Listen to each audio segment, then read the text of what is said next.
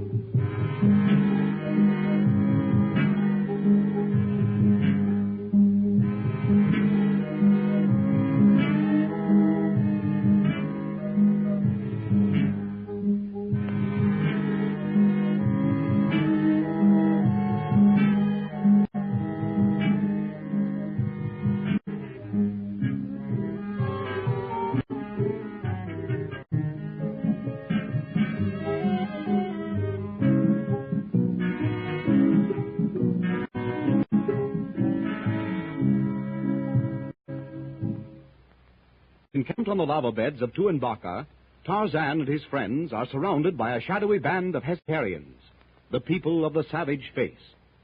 Hakeru, leader of the troop, informs Tarzan that he and his companions are expected in the forbidden city of Asher by Suten, Atef of Hesiheria. Nearing the foot of Tuanbaca, Hakeru, who is well in the lead of the little party and its escort of skeleton masked warriors, is attacked by a huge flying eret or python. The reptile swoops down on great bat-like wings to enfold the Hesiherian noble in its bone-crushing coils. I am doomed! I dare not shoot. That swaying head is too near Hakeru. Don't shoot, Darno. Wait. As the ape-man speaks, the reptilian head of the winged horror stops its swaying. Its wide-fanged mouth opens, preparing to strike. In an instant, Tarzan strings his bow, puts an arrow from the quiver at his back, fits it into place. The great muscles of his arm tense as he draws the deadly shaft back to its head. An instant's pause while the keen eye gauges the distance. Then, the flying missile screams through the air to embed itself squarely between the eyes of the great serpent. The writhing, sinuous black coils tremble, struggle to retain their grip. Slowly, the hideous mass relaxes, slides to the ground, inert, dead. Hakeru lifts his arms. He turns, walks slowly back to meet Tarzan. O Tarzan, man of might, thou hast slain this death from the sky? Thou and thy flying stick? Yeah, it was Tarzan, all right. And what a shot, with a bow and arrow.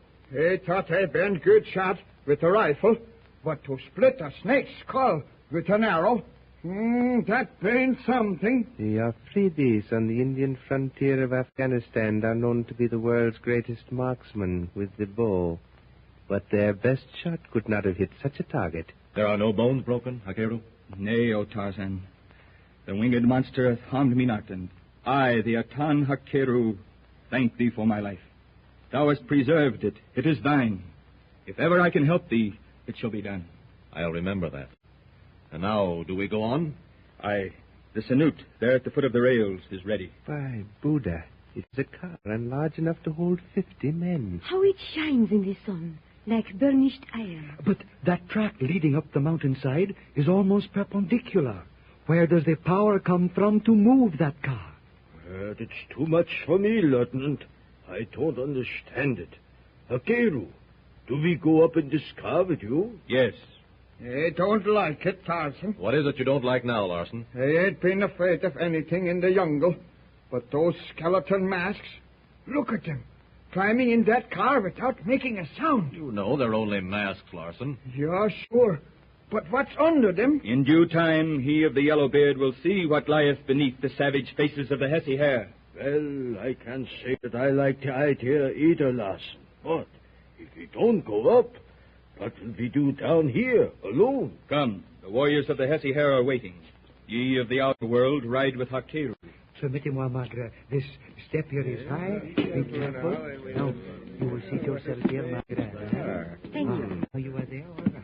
Mais, alors, We have the observation seat, n'est-ce pas? Do you see, D'Arnaud? The entire car is sheathed in metal. And look, from these windows, how far one can see. Yeah, sure.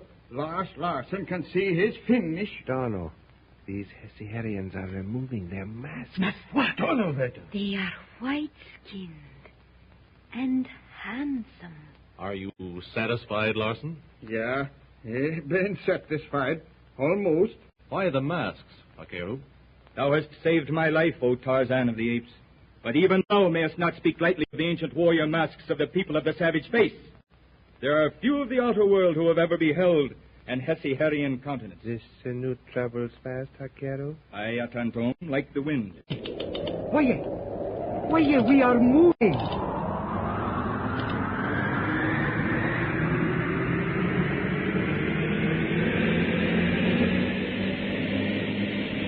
Tarzan, this is like flying. Nom d'un nom. We are going at a speed of at least 80 kilometers. But what the devil makes the thing go?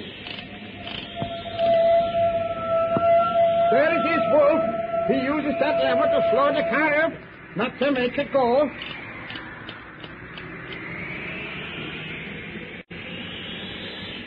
What power lifts the coach, Hakeru, at this speed?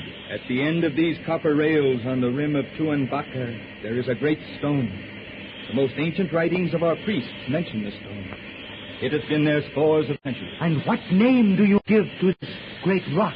It is called the stone which hath the power to pull. Well, they've been around this world plenty, but they never see such a stone. You have very likely hit upon the answer, Larson. This stone is not of this earth. Probably it is a meteorite. Oui, c'est ça, Tom. What the English call a lodestone. This car being sheathed in iron is attracted by the magnetic pull of that stone up there. Hakeru brakes the car to keep it from leaving the rails. Is that not right, Hakeru? It is so, Atanton. Glistening in the sunlight like some giant, prehistoric, silver-colored beetle, the bulky conveyance rushes up the smooth side of Tuanbaca at breathtaking speed. Presently, the outline of the great meteorite can be clearly seen. Hundreds of tons of black rock balanced on the rim of the volcano. As they near the top, Hakeru pulls back on the lever with all his strength.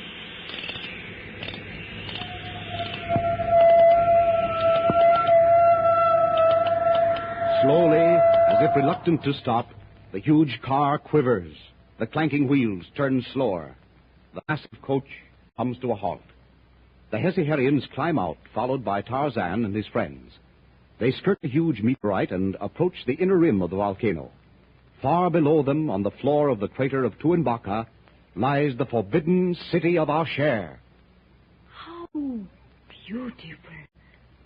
Like a city of dreams. Vraiment, Magra. The vegetation, the entire valley is as green as a flashing emerald. What's the large building in the center of the city, Hakeru? That, O Tarzan, is the sacred temple of Maat, Shu, the father of diamonds. Oh, that's where it is. Careful, Wolf. Do you see, D'Arnaud, how perfectly the city is oriented? Each street runs exactly north and south or east and west. Asher is the city of wisdom, of happiness, content. But we tarry overlong. Come, follow me. Another car. This one takes us down to the city, I suppose. If the meteorite pulled us up, how will this other car take us down against the pull of the stone? Ye will learn presently, Atanton. Look, there are rails completely encircling the lodestone. And here comes an old fella pushing a flat car. What is that on it? It's like the biggest piece of crystal I ever saw. I begin to understand. Eh, moi, Tom. It is the answer to your question. You see, that must be a gigantic sheet of non-conducting quartz, or as Wolf says, crystal. Placed between the meteorite and the car, the lodestone cannot exert then its power. Et puis, we coast down the inside of the crater. Even so, Paul D'Arnaud. And now enter the Sanut. We descend.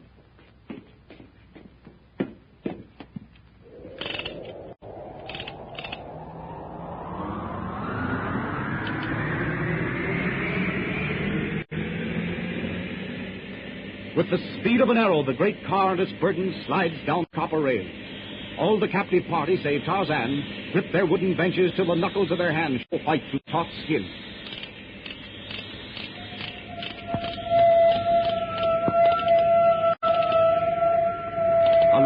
ear-splitting shriek of the clumsy brakes, and the journey to the forbidden city of mystery, Asher, is ended.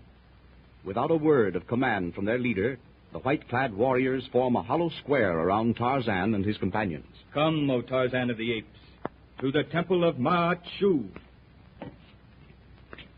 A wonderfully beautiful city indeed. A patron, magnifique. Mais where are the inhabitants? I see no one in the streets. The populace must remain within their homes until ye have audience with Sutan, Atef of Hessiher. See those copper plates at the street intersections down there. Above each one is a small death's head mask. I saw those long ago. Don't these people know how to carve anything else? I thought your Champs-Élysées and Paris a fine street, Darno. But it can't compare with this. The strange, exotic trees, those rolling carpets of grass. Oh, yes, Tarzan, it is wonderful. These houses behind the walls, they are white marble. By gee, I wonder where they got it. That temple we're coming to ain't white marble. It's black as the shades of Abaddon. And built in the shape of a pyramid. What band that on top of it? See how it shines. It looks like a great ball of burnished copper. It is just that, Magra, exactement. But what its object is, I do not know. Tarzan of the Apes, I have made a vow to aid thee, and so I shall. Suten the Great is provoked. Strangers be not welcome in the city of Asher. We are sufficient unto ourselves. That is why the few who know of us name Asher the Forbidden City. Answer me, with truth upon thy tongue. Come ye here for plunder, or solely in search of your friends? We came because we believed Helen Gregory and her brother were here. For no other reason. And Tarzan does not lie. It is well. I shall intercede for ye at the feet of Suten. Look at those doors in that temple. Solid copper. And they must be 20 feet wide and twice as high. Listen. That ain't singing. Halt ye here, strangers. Slowly, majestically, the mighty copper doors swing open, moved by some unseen force. Louder swells the minor primitive wail, a chant of many voices. Tarzan and his friends pause. They stare into the face of Hakeru. The blood drains from the Hessiherian noble's countenance, leaving it as if cast in the mold of ivory. He turns slowly to meet the questioning gaze of Tarzan. What is it, Hakeru? It is the chant of death. Mahachu, the father of diamonds, demandeth the sacrifice of human blood.